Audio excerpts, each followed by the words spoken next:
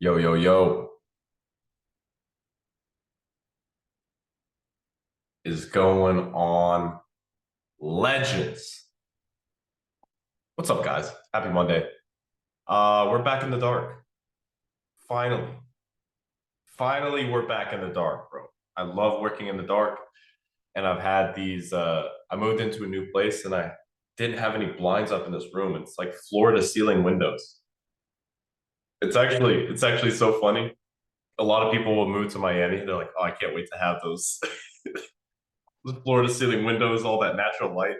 I literally just black it all out. No, it's nice though. It's nice. It's also good because I do take breaks when I'm working and I go out on my balcony and I actually get to see the light. Or else I would literally be working in the dark 24/7. I know it's not the most ideal thing, but it is what it is. But what's up, guys? Hope y'all are doing well. Um, for today's call, we're gonna have a pretty standard structure as usual. So what that means is we can start off a little bit by me talking about, some things that I'm working on, some things that are working really, really well. And from there, I would love to go into open Q&A. And specifically, actually, let me share my screen because I do this every time. Specifically, those numbers that I have you guys fill out, right? Because that really is how I can add the most amount of value to these calls. And I think it helps a lot of people understand a lot more. So let me get to my messy ass board here.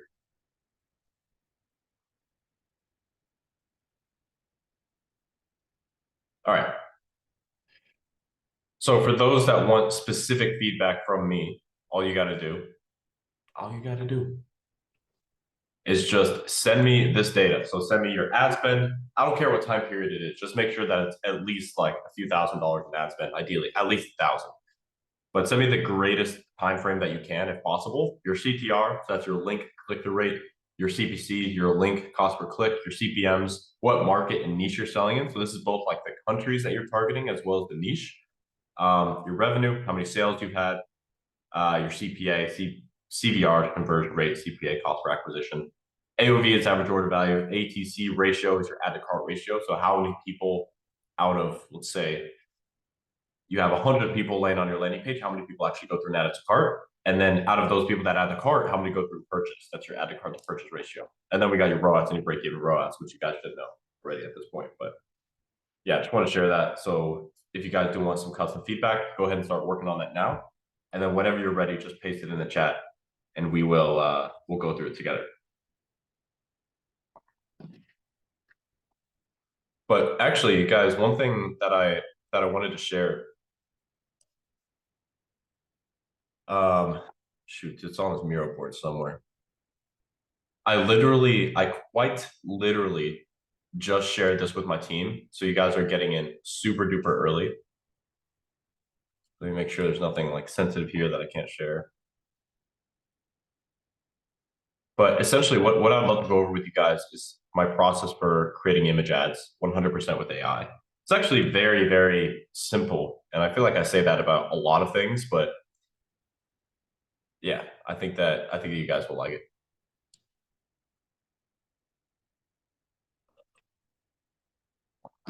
And if you have any questions along the way, feel free to just drop them in the chat. Nigel, are you familiar with Kyle Milligan, his YouTube channel, Copy Squad? Dude, when I was starting out to learn copywriting, I used to watch all of Kyle's content.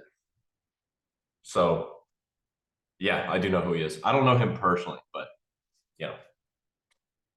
he talks about the big four emotions to trigger your copywriting. Yep.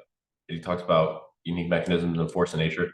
Yeah, dude, he's a solid copywriter. Honestly, really solid copywriter. I don't know what he's doing now, if he's still posting videos. Honestly, I haven't watched for a while, but it is what it is.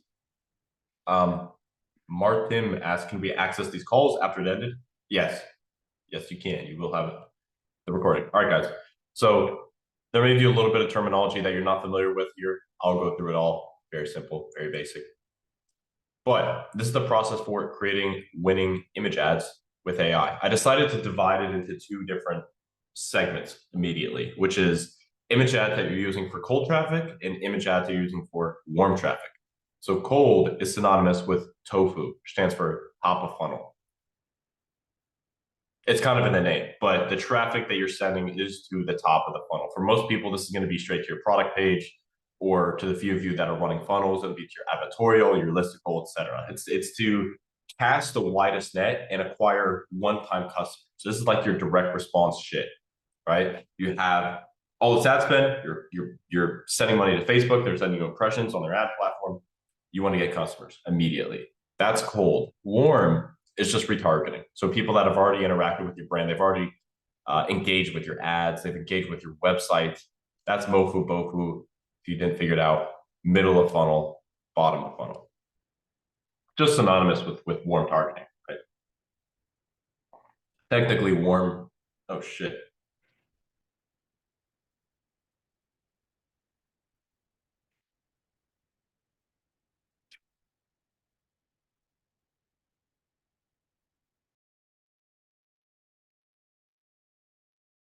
What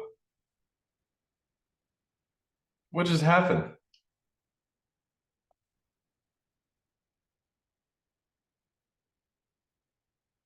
Jesus, I don't know what just happened, guys. I'm sorry about that.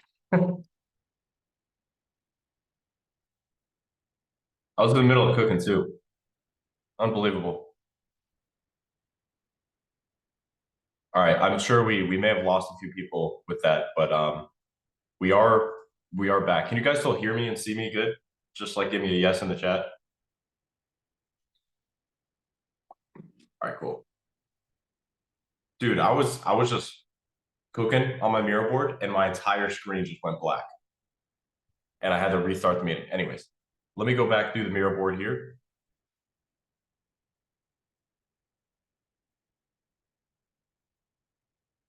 Okay. So back to what I was saying, I wanted to segment it into cold image ad creation and warm image ad creation. Now with cold, you want to apply the 80-20 principle, which is essentially 80% of the new creatives that you're testing are iterations of your current winners, and 20% is completely new ideas. Now, for a lot of you guys on this call right now, you don't have any winners. So you're just going to be that 20% of completely new ideas. This is going to now be your 100% because you don't have any other, kind of traffic or targeting for you to tap into really. This is all that you have. And so with that being said, I can talk a little bit about this. So the iterations, my entire process, like I'm not going to open ChatGPT right now because I have, because I have like a shitload of chats open right now, full transparency. But essentially, what the process is going to look like is like this, right? So first, the first step always remains the exact same. You can open up a new chat window, or you can develop a custom GPT for this if you want. In my experience, they're not as good, and they're just not as good. So what you're going to do is you're going to paste a prompt that is essentially along the lines of, I want you to analyze these foundational documents that I wrote, and then you're going to attach your 4 foundational documents, right? Let's say that attachment, you have this little box text here that's saying the prompt.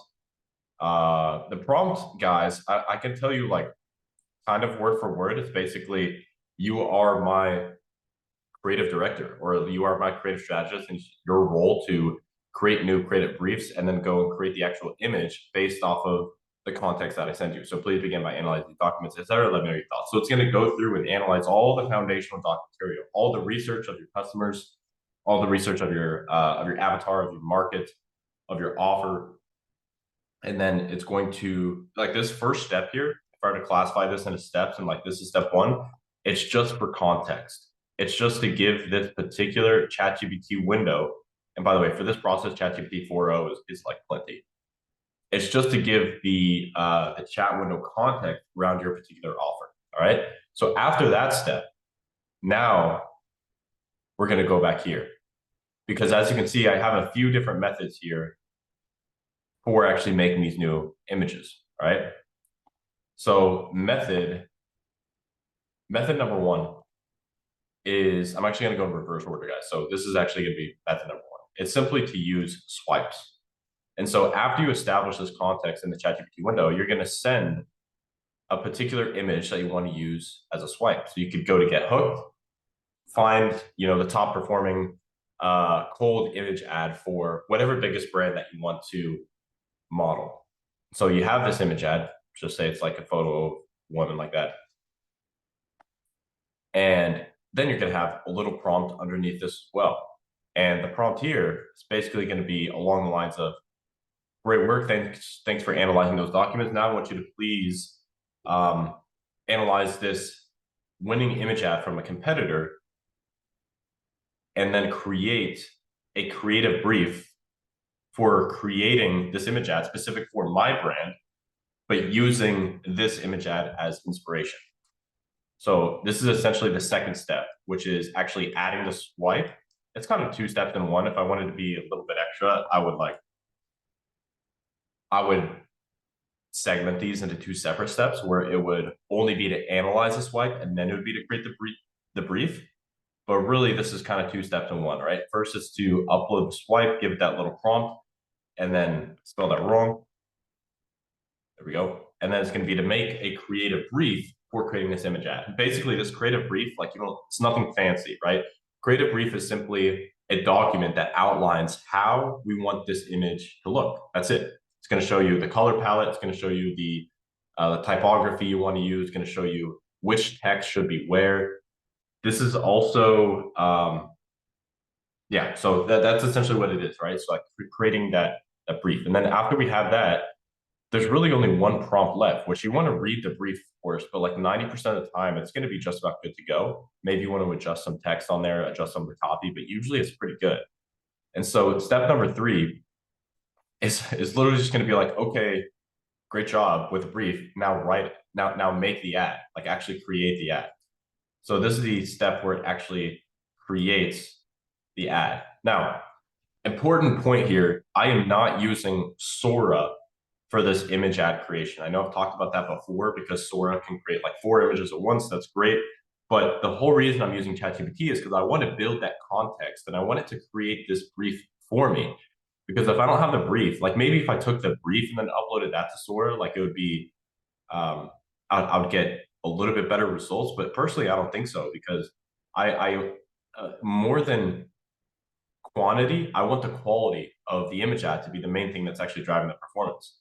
And I would get better quality if I have everything like in one chat window. By the way, guys, when you're creating multiple creatives, I would do one window per creative. I would not continue to message back and forth like, the context, then you just go step 2, step 3, step 2, step 3, step 2, 3, 2, 3, 2, 3. That's not what I would do because you're going to just over time lower the quality of the image creatives that you make. So just open a new window.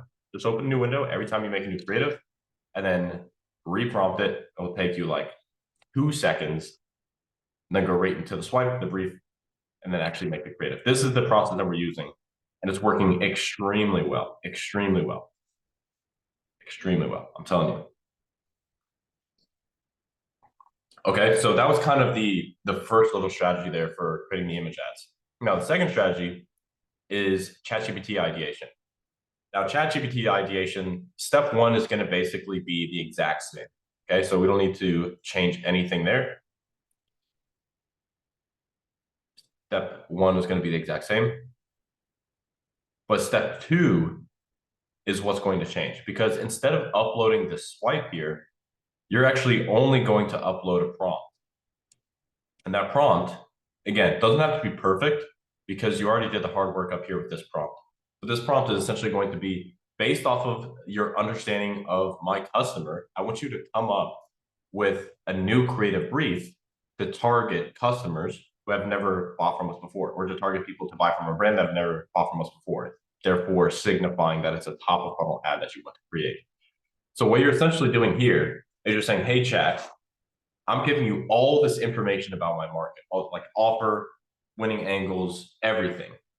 What I want you to do is come up with an idea for a new image ad, but I'm not giving you any inspiration whatsoever. I'm not uploading any swipes. I'm not uploading my current winners.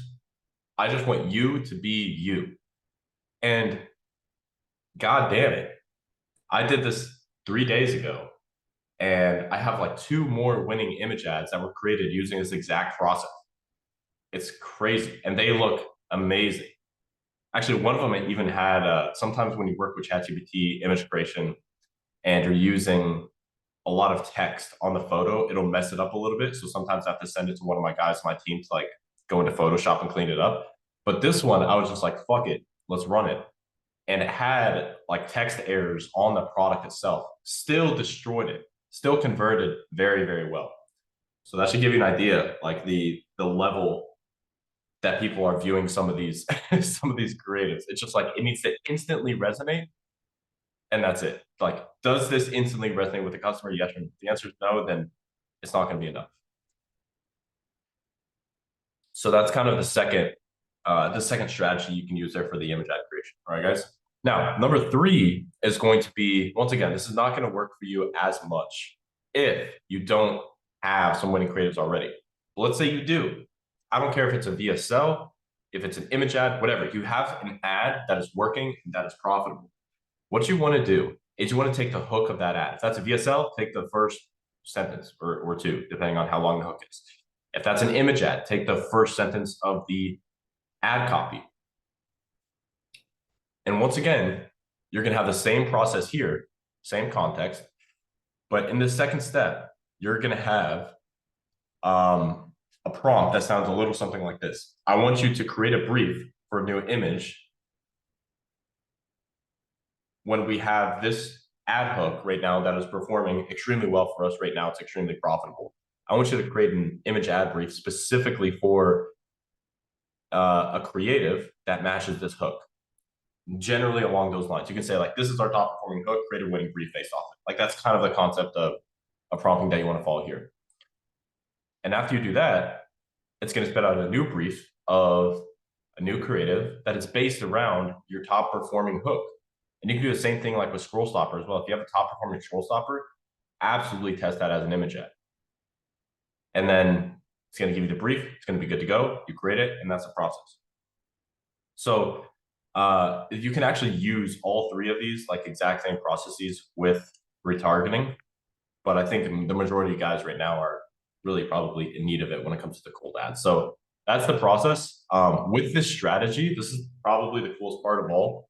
What I do, well, I don't do this anymore. Like my team now does this. But what I used to do is I would have 3 to 4, I have an ultra wide monitor, right? So I'd have 3 to 4 windows open at once, and they all have ChatGPT. I would start by literally going one by one, enter that first prompt in the foundational documents throughout all of them, hit enter on all of them. And then I'm going to enter like 4 different swipes across all windows, have them all run. And then 4 different briefs, and then 4 different ads. And so with this process, you can create like definitely around 3 to 5. Well, let's see. I would say like 3 to 5 ads like 5 ads every 10 minutes. Around there is like super, super doable. So if you have 5 ads every 10 minutes, that means every hour you could have, I forgot the first number that I said, so I can't even do the mental math. But you can make a shitload of static ads. It's like being the point here. All right. So I don't really see a lot of people talk about this process, but hopefully this was helpful, guys, in creating image ads. Generally speaking, I actually think image ads are pretty slept on. We have an account right now that's being run majority by image ads, and we scaled it from we scaled from 0 to 10K a day relatively quickly. But to me, that's not impressive whatsoever. That may be impressive to you guys, but I have to get to like 100K a day numbers for me to feel anything anymore. Unless you have like a new creative or like a new app copy that is just a banger and it performs like on day one, like that's always gonna feel good no matter how much you're spending. But yeah, moving on to bigger, better things. Let's see what we got. I think a few people dropped some questions in here. Nigel, when you say open a new window, do you mean creating a new chat? Yeah, exactly. Just like a new chat window, same thing. Drew, hey Mark, when I'm running ads, I'll get good metrics like low CPMs day one, and my CPMs will rise drastically more and more as the following days go on. There's a reason behind this happening in Meta. So when you're testing new creatives, what happens is Facebook will give you a little boost in the first 3 days because it kind of wants to give you a little like a little push. You know, it's like if you had a kid that was on a playground and he's swinging on a swing, you just like need the little push to get started, right? Then he can get up to speed and start like flying around the freaking sky like he really wants to. Same is true with Facebook. They want to give you a little push, nice little booster, and in hopes that the creative is good enough that it'll sustain spend as time goes on. But in your case, the creative was not good enough to sustain spend, and you were penalized in the form of higher CPMs. So that's ultimately the reason why that happens. The solution is the solution to most problems in life, and it's just you have to make better ads. If you really have a winning ad, it'll continue to scale after day 3. You won't be penalized with CPMs. In fact, you'll probably have the lowest CPMs if you make creatives that Facebook really likes. So yeah, hopefully that helps, dude. All right. Martin. I'm sorry, I'm totally mispronouncing that, but this strategy for image ads and cold traffic only works if the ad directs traffic to an editorial. Can I do a direct product page? 100%, dude. 100%. You can go straight to a PDP with it. Yes.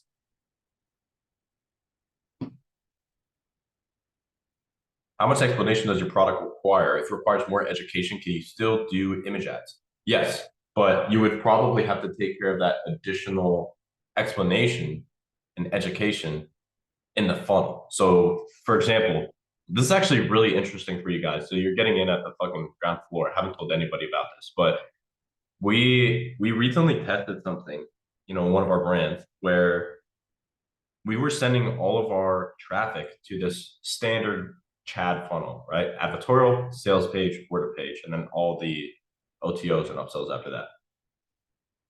Majority image ads. The interesting thing here is that I was like, fuck it, like we don't need to be doing this much explanation. It's a very sophisticated market. We don't need to have 3 pages for somebody to get through just for them to purchase something. We can definitely remove a page. So I tried removing a page on multiple occasions, and I could never get it to work. It would never outperform what we had running in the first place. Then I decided to think differently once again, which for those that are wondering, one of the worst things you can do as a marketer is make assumptions. So if I was a new marketer, a new entrepreneur, I would assume that if I added more steps to the funnel, that's going to create more friction, reduce the conversion rate, and reduce the AOV. However, I took that 3-page Chad funnel structure and I actually added a 4th page. So there's 4 pages that people have to go through now in order to buy the product, which my mind is like, why does this work? But it works. In fact, it works so well that it beat our control easily. And we're now, that was one of the things that allowed us to scale so aggressively up to 10K a day. Like if I wasn't able to like crack this new kind of funnel, then it wouldn't have happened in the first place. So the whole point of me going on that little tangent was for you, Nigel, because you're asking about like how much education is needed. Well, we're still running static images, but we added more education on the funnel side. Now, I still think it's unnecessary, to be real with you. I think that if we just made a better advertorial or a better sales page, that we could drive traffic straight there and reduce it from like 4 steps to 2 steps. I still think that's possible. I think it's doable. But I'm also just going to read the data. I'm not going to try to force something to work that time and time again is not working. And this is the perfect example of when you challenge your assumptions, sometimes your assumptions are wrong. And in this case, they would have been if I was, like I said, the new marketer. And I would have just never found this new funnel structure that was converting really well for us now. So good lesson for you guys there. Nick, you can still scale to the moon with images only? Yeah, 100%. I actually have, kind of a friend of mine runs a brand called Obvi. They do like 50 to 70 million a year. They're almost exclusively static images. Like a lot of the big D2C brands, bro, are so heavy on statics. I think it's more so actually like the drop shippers and the early stage brand owners that are like really obsessed about videos. Like you should use both. You should use everything at your disposal. There's not necessarily one that's better than the other. For example, like the main thing with images is, yeah, you can test really quickly. They can be really profitable, but you have to test so much more. Like image ads do not scale very well with spend. So you can still scale with images, but you're gonna have to test significantly more. Versus like a VSL, you get to find like one winning VSL. It's a really good VSL. You can put hundreds of thousands of dollars to spend behind that VSL, no problem. But to do that with one image ad, with like one variation of copy, this shit ain't happening. Definitely not at optimal levels of profitability. So there's just more maintenance, but it's trade-offs. You know, I'm not trying to say one is better than the other. I love VSLs. I love images. They both work. Use them both. Hey Mark, I got a question about image generation with ChatGPT. With humans, a lot of time it stops and says our policy can't create with people. I want to ask you if there's a way to go around that. Honestly, with this process I shared with you, I haven't encountered that. I think I encountered it once, and it was just for like a bullshit bogus reason. So I just opened up a new window and it worked just fine. All right, next question. Adam, what's up, bro? Hey Mark, I joined the call to ask you about a method to create new image ads. As for now, I'm scaling just with static. And here you are, my man, dropping gems. Yeah, this is a perfect call for you then, man. I have a simple newbie question. When you say 20 and 80%, you mean the budget? What is your recommended budget for testing? So I do mean budget, but what I was really speaking to was the allocation of creatives. So if you were to test like 100 creatives in a month, more or less 80% of those should be going to top of funnel and the rest should be going to middle or bottom. But dude, this is a perfect example. Adam here, doing, I don't know exactly what numbers you're doing, but it said he's scaling and using 100% statics. So it's entirely possible.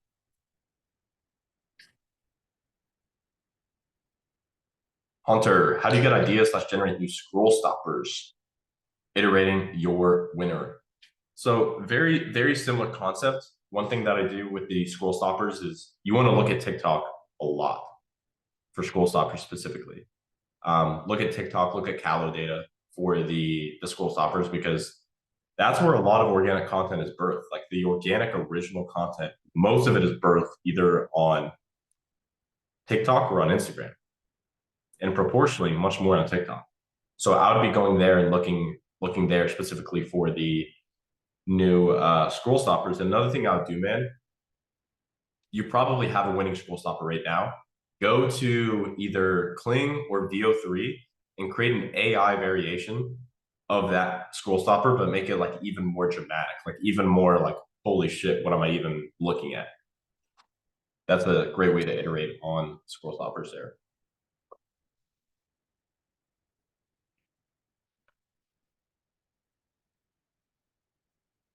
Aurelio, really jealous of that name. Such a cool name. Anyways, am I feeding GPT bad prompts if even after specifying what I want for the text of my product, it still messes up some letters or still just limitation of GPT's behalf? No, that's not just you, man. Like I was saying this kind of in my explanation, but sometimes there's just some text that can't be fixed. It can't be fixed only with AI. I should say that. But I think whatever the next model upgrade is going to be, this will not be a problem. But if you're still having issues with the text, you have to pop it into like Canva or into Photoshop and make it really, really perfect. But I also told you the story of how I just tested an ad that had these mistakes in it, and it still performed. So take it for what it's worth. Nigel, when testing, would you be heavily leveraged on images as opposed to videos?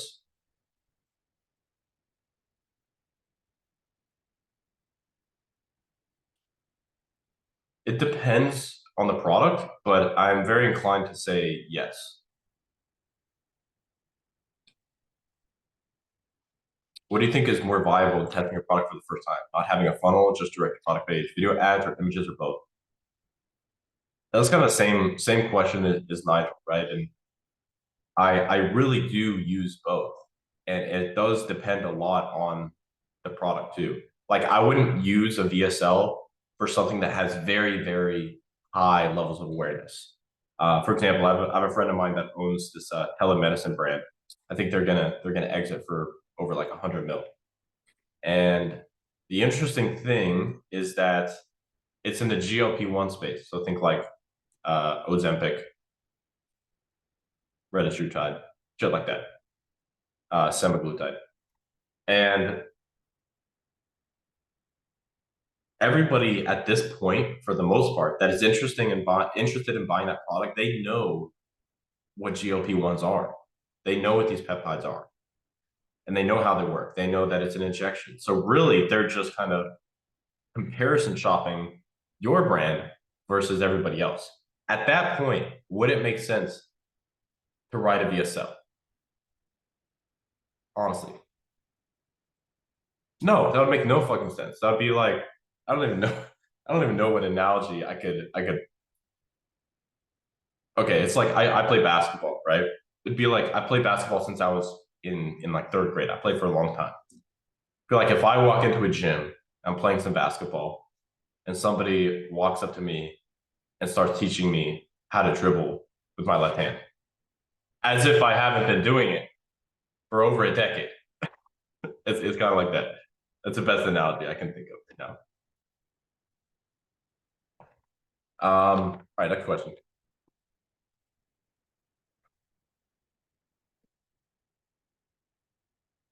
Hugo Duer. So I ran my first testing campaign 2 days ago, and I've gotten my first 2 sales ever. Hell yeah, dude! Congratulations.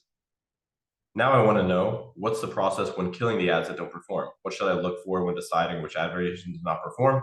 For example, I have 3 ad variations, 2 of them have decent CTR, but one that's significantly lower, but I might spin better hook or hold rates. What's the thinking process here?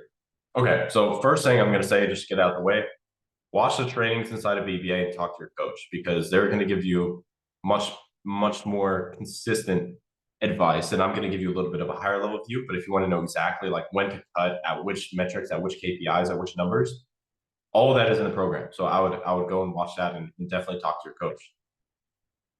Now, the simple answer here, bro, is you should have kind of a set of KPIs that you're looking for, and you know exactly when to cut and when to scale a particular ad set or campaign. If you have an ad that is outside of your KPI, specifically for profitability, right? Because I don't really cut ads unless I see a lack of conversion metrics. So I rarely cut ads based off their soft metrics, which means their CPC, their CTR, their CPMs. Only if the CPC is 3 times higher than the average is any case where I would actually cut an ad or an ad set early. Other than that, I will let an ad spend anywhere up to 3x my CPA. So if my CPA right now, one of our brands, for example, is $100, I will let a specific ad spend up to 300 if the leading indicators look good. If the CPC is good, CTR, CPMs are healthy, and if the CPL, aka like cost per initiate checkout, is within range too. So that's what I'm looking for. But it all comes down to KPIs. You should be able to look at an ad set and be like, all right, it's within this KPI and this one, but it's way outside of this one. Therefore, I'm going to cut. Right? It should be almost like a flow chart decision making process. Nigel, can you use image briefs to make winning videos? That's a great question. Actually, Nigel, funny you bring this up. What we're doing now, and I can actually say that this is proven to work now, which is so freaking cool, is we're doing the majority of our creative testing with VSLs. Sorry, with images. And as soon as we validate that an image is working really well, we will use that image ad to turn into a VSL using the copy and the concepts within the creative itself. So long story short, yes, and it's freaking awesome. All right, Nick, where are you meeting these motherfuckers making hundreds of millions? I mean, bro, I've been in the game since 2018. I have a lot of friends in the game just from networking over the years. I meet a lot of these guys in masterminds, like exactly like the one that you're in right now. I promise you, there's going to be people that graduate BBA. In fact, we already have people graduating BBA that have done this, that now own businesses that are going to be doing like 10 million a year, 15 million a year, 50 million a year. We have one guy who joined BBA technically back in 2021, and he's doing $8 to $10 million per month. We have another client who, if I said the name of this brand, every single one of you guys would know who it is or what the brand is. But he has a really, really successful D2C brand as well. that came through BBA in 2020, 2021 as well, actually. It was a good year. He is doing 10 to 15 million a month. I think he may even be at like 20 mil a month, actually. So part of it is just from like being super connected in the space, talking with guys. But I don't talk with, the gurus very, very rarely have actual brands that are successful that I can talk to. Like if I were to go talk to insert favorite dropshipping guru here, uh they haven't really done it.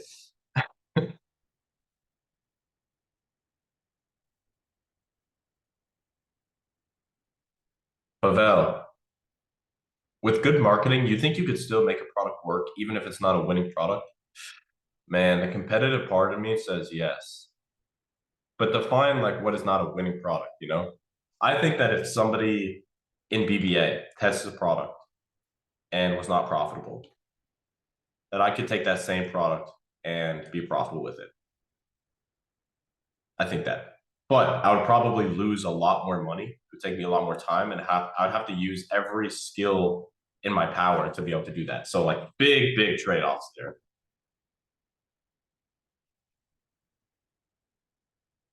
Adam, what do you recommend if the target is all warm? Problem aware. I think you don't understand the difference between cold and warm because you can't have warm and problem aware. That doesn't work. If they're warm, they're product aware, which is higher than problem aware. So I think you're saying if the target market is mostly problem aware, in which case VSLs could work very, very good. Classic video ads could work pretty good. Um, Testimonial would be more to bottom of funnel. But if you are actually talking about warm, which would be middle funnel, bottom of funnel, product aware, in that case, testimonial videos work really well. Shorter form videos work really well, and the static images still clean up. All right, next question, Emmanuel. Do you think there's a difference in the output based off the model you use for generate the images? If yes, what do you suggest? No, because the only model that can actually generate images on ChatGPT is 4.0. So even if you select like O3 or O4 mini or something like that, it's still going to default to 4.0. Nigel, when aiming to make winning ads, do you use winning ads in your same niche as inspiration? Do you typically find more success from finding winning ads in other niches? I look in all niches, man. All niches. I would say I probably find the most success in like what I would call horizontal niches. For example, let's say I have a product that is in the skincare niche. A horizontal competitor would be like hair care. So if I do like skincare for men, right after that would be like hair care for men. It's not technically a direct competitor, but it's like it's what I call like a horizontal competitor or indirect competitor. Same kind of concept. Hunter, yo, Mark, not related to ads, but I'm going to do a post purchase upsell for the first time. Could you please spell any sauce you have there for me? I'm selling to. So for the OTO, I would unless you already have everything on Funnelish, I would just try selling it on Shopify first. My favorite structure for OTOs, though, I've talked about it before on previous calls. It's basically you landing on a separate page on Funnelish that is like, wait, your order is not yet complete. Please watch the video below to complete your purchase. And that video below is a forced VSL that is pitching in the next product. I think that's the best way to go about it for the far majority of niches, especially for that OTO one. I think VSLs are the best way.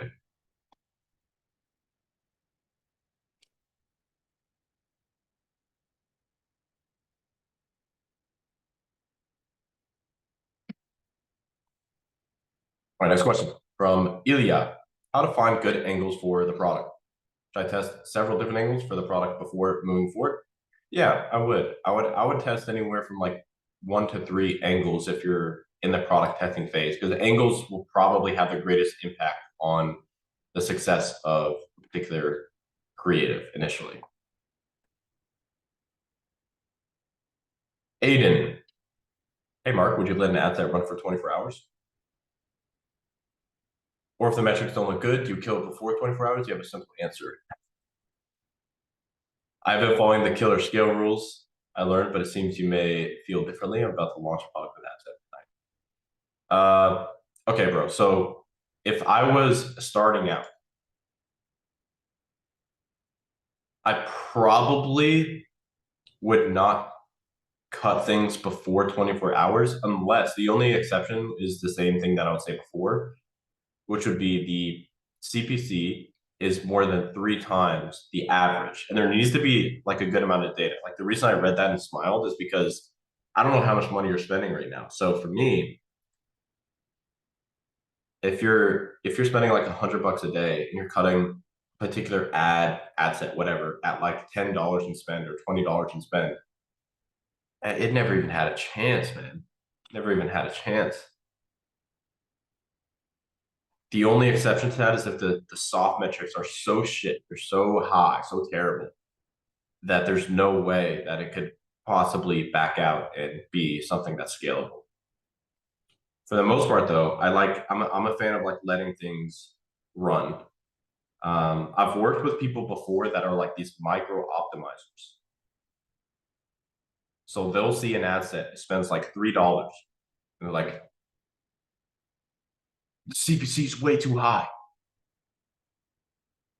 We gotta cut it. I'm like, it spent $3.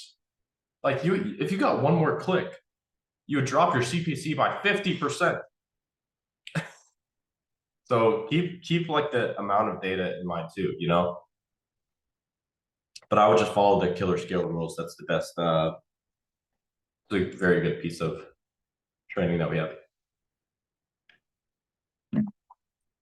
Nigel, are your brands heavily dependent on SOPs and frameworks that you can plug and play? Yes, absolutely.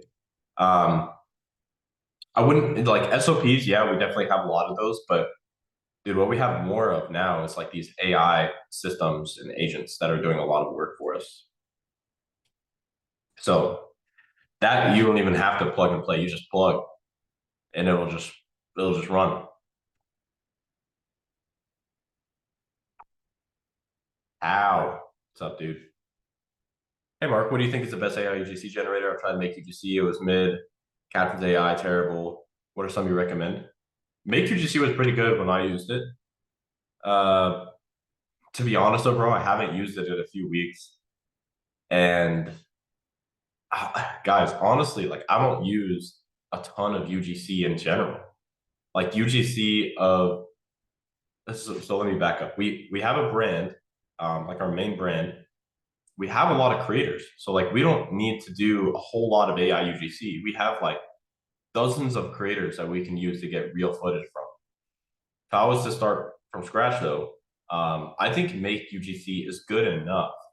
Unless they've gotten worse since I've used them, they were definitely good enough to run. But I always use custom audio on there as well. So I use audio from PlayHT. I think it's best. The new 11 Labs update is pretty good too. Honestly, PlayHT may still be better, but I'll use that for like the voiceover and upload that and Make UGC. And I felt like that did improve it a good amount. And also on Make UGC, I only use one or two of the creators. Everybody else actually is pretty shit, but there's like one or two that are actually good.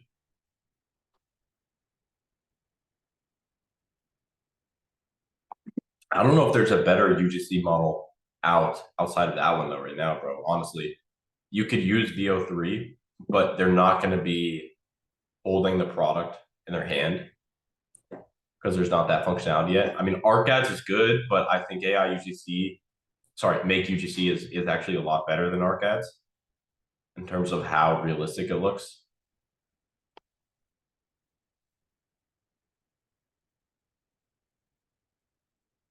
Nigel. Also, how do you decide which winning ads to reference for those horizontal niches? I'm sure there's a billion winning ads in niche. What tells you? So I want to look at the data. So I'll go on to get hooked and I'll specifically only select ads that are like 4 or 5 stars, only ads that are images, and only ads that have ideally some high creative usage. So I want to see some creatives that are not being used just once, but like 2, 3, 5, 10, 20 times even. Those are really creatives that I'll be looking for.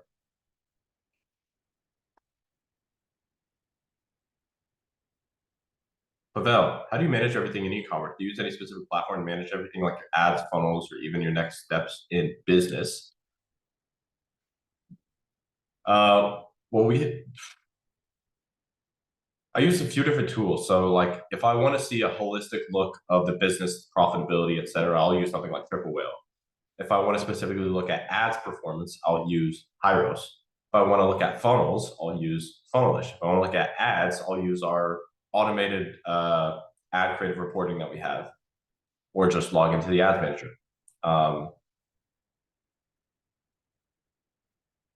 Yeah, so there's kind of specific platforms for specific purposes there. All right, cool. We got some data from Ariel.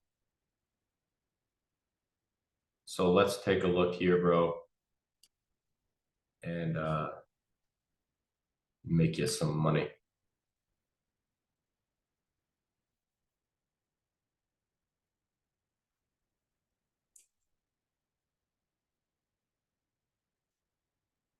All right, guys, you ready? Let's do it.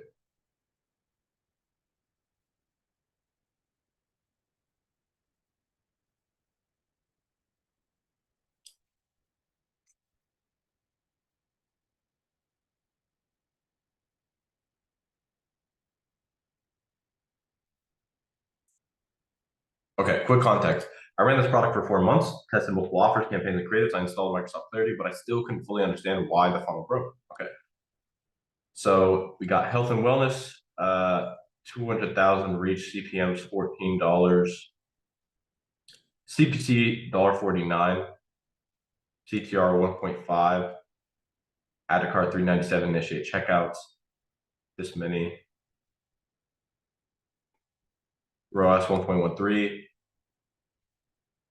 AOV 92.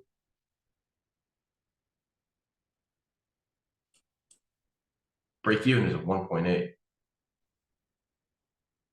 Add to cart to checkout. Okay.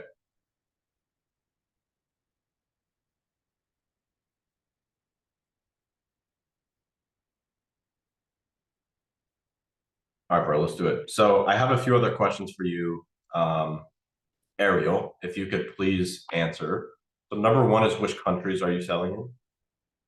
I see it's in USD, but the CPMs are $14. I'm guessing you're running like Big Four or something like that. So that's question number one. Question number two. Okay, you're targeting Europe, which makes sense. Question number two is, why is your break-even ROAS 1.8? So like, what does it cost you to get this product and ship? And how much are you selling for? Because your AOV is generally speaking pretty high, but generally is like not a good way to view things. I want to view things relatively, which means relative to your front end product price, your AOV is 92. So like if you're selling a product for like $89, for example, this is a terrible AOV. But if you're selling a product for like $40, then this is a solid AOV. So let me know those. But while you're getting that, bro, let me go through these other numbers here, because we have some things that are definitely sticking out as red flags. Let's go bottom to top this time. So your checkout to purchase drop. You have a 70% drop, which means 30% of those that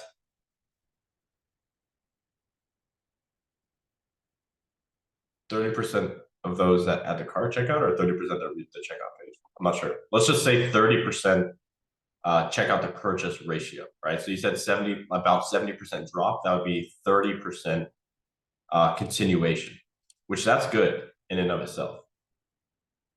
So like that's actually not outside of KPI. 30% is the KPI there.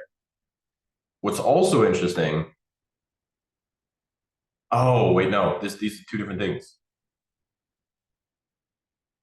Yeah, okay. So it was what I was worried about. So we have add to cart checkout drop. So people that add to cart and then get to checkout, people that check out and then get the purchase. So Ariel, another thing I need from you, man, is your add to cart ratio. So out of the people that landed on your landing page, your PDP, what percentage of those people added to cart.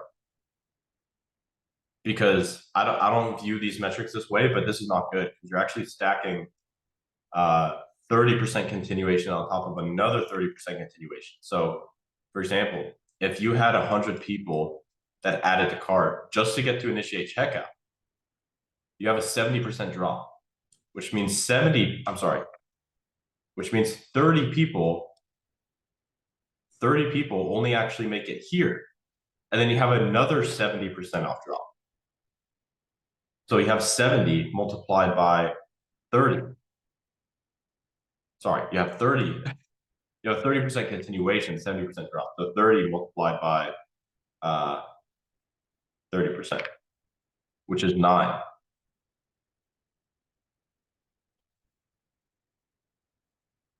That'd be 9 people. So if you had 100 add to carts, 9 would go through and purchase. 100 add to carts, 9 would purchase, which is crazy. That is not good. That's actually 30% of what it should be. So the add to cart to purchase ratio should be about 30%. And you're at 9%.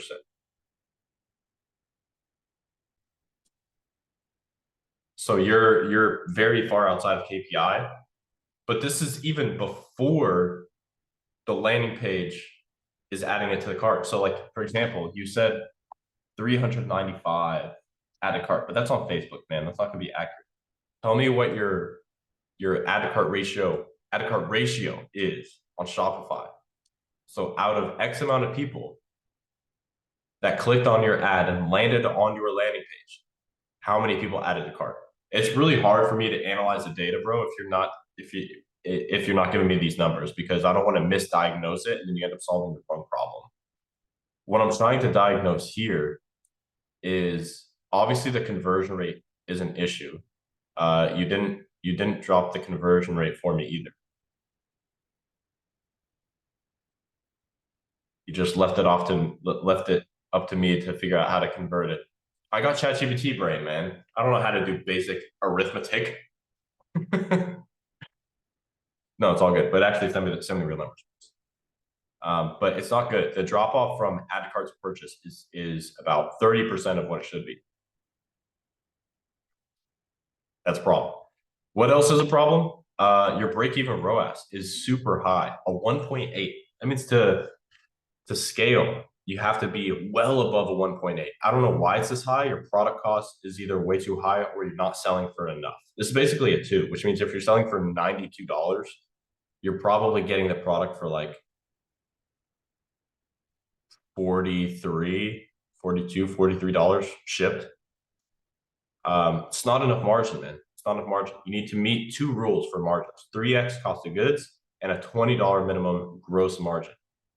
Now, you met one of those rules because you're probably at like $30 to $40 worth of gross margin, but you're not meeting the rule of 3x, which is important, as you can see, because you're at a 1.1 ROAS, not anywhere near to your break-even ROAS, which you need to fix. All right, so let's keep going through some of these numbers, some of this data. So you said the selling price is 92 and the AOV is 92. This is a big thing that's outside of KPI. AOV is basically the same as the front end value. Oh, okay. So we can actually calculate the numbers here. So add to cart to purchase. It actually is exactly what I said. It's 9%. It's 9%, man. It should be 30, and it's 9%. So big improvements there. I want to know now what your add to cart ratio is. You said, got it. Sorry for being a noob, but where can I find the add to cart Shopify and percentage? My product cost is 2x higher from my competitors who tried getting to 34, but the offer is not relevant anymore. If that's the case, man, I wouldn't even sell the product. Like you guys need to know how to take a step back and detach yourself emotionally from the decisions that you're making. Because we have Ariel here who, he has some issues, but he's making some money. He's not completely out of KPI. There's just some big issues with conversion rate here. But he didn't know his numbers because the product cost was 2 times higher from my competition. Then don't sell it. Like, if you can't make a product work according to our criteria economically, and you can't set up the product to be optimal for margins, meaning it does meet those 2 rules of 3x cost of goods and $20 gross margin, then don't sell it. Don't just like force it and try to make it profitable, because then you're going to run into situations exactly like what we have here, which is you did try to make it profitable, even though it's not meeting our criteria. And now you're battling this ROAS. And just to get to a break even point, you have to be doing a 1.8. For us, like a break even is like a 1.2. And your competition is probably like 1.3, 1.4. So even if you guys got the same ROAS, let's just say 1.6, you guys got the exact same ROAS. They're making good money and you're losing money. That's all because of you like shot yourself in the foot from the first day. So it's totally fine that you're a noob and you're new to this, and I apologize if I was too hard. But this is the reality, like, of the situation. You got to follow the criteria as closely as you possibly can, because if you don't and you just try to forcing something to be profitable is a great way for you to lose money. Speaking from personal experience, I'm just like, with this product, I'm just going to make it a winner. I don't care what it takes. Don't think that way. Don't think, be totally detached. If something doesn't work when you test it and you make a few tweaks based off what we talk about and it still doesn't work, cool, move on to the next one. You're not attached to anything. If you scale with this product, that product, it doesn't matter. That's the mindset that you guys should have when it comes to testing these products.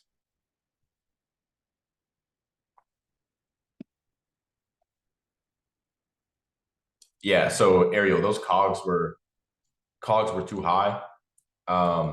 42 and you're selling for 92. You're basically at a 2x break even ROAS. So like if you're getting a 2x ROAS, you're just about breaking even. Super hard to scale like that. Like that's why it's so important to set up that foundation properly. I will say this, man, I talked a little bit of shit, but at least your creatives are doing okay and your CPMs are beautiful. So you can take those as a wins for today. All right, last question for today, guys. Nigel, what are your thoughts on using storytelling within your ads? I know that's something Davey Fogarty talks about a lot. I'm super big for storytelling, specifically within like the more top funnel stuff, because then you can really tap into the emotions. Like all our top performing ads, bro, they literally are just stories. But that's all VSLs are at the end of the day. It's just a story. And the same is true with like regular long form ad copy. It's just a story. So it's like it's a foundational element of copywriting in general. So to say like, what do you think about it? Should we do it? It's like, Mark, what do you think about like big ideas? What do you think about mechanisms? I'm like, yeah, obviously you should be using it. It's one of those things. Mark, you watching UFC this week? Bro, the bear shit in the woods? Of course I'm watching UFC. Before you ask, I got to pour you. Just saying. Ariel, you said understood. Thank you so much. But why do you think the drop happened? I would have to see the Landerman, because I also want to see what your add to cart ratio is, because that's what I'm a little bit more concerned about, because you didn't tell me what it was. But out of the number of people that landed on your landing page, how many people added to cart? That should be 10%. So if you had 100 people land on your lander, 10 of them add to cart. I'm trying to diagnose exactly where the breakdown is occurring for you, man, but I can't because I can't see your data. So ultimately, you want to see where the greatest drop off is occurring relative to the KPIs that we have, right? Cool, guys. Thank you so much for watching. That's all for today's webinar. Hope you guys enjoyed, had a good time. And the guys and girls that apply this image ad stuff, you guys are going to be printing because they're super duper slept on. Make a bunch of image ads, test them. Talk to y'all later. Peace.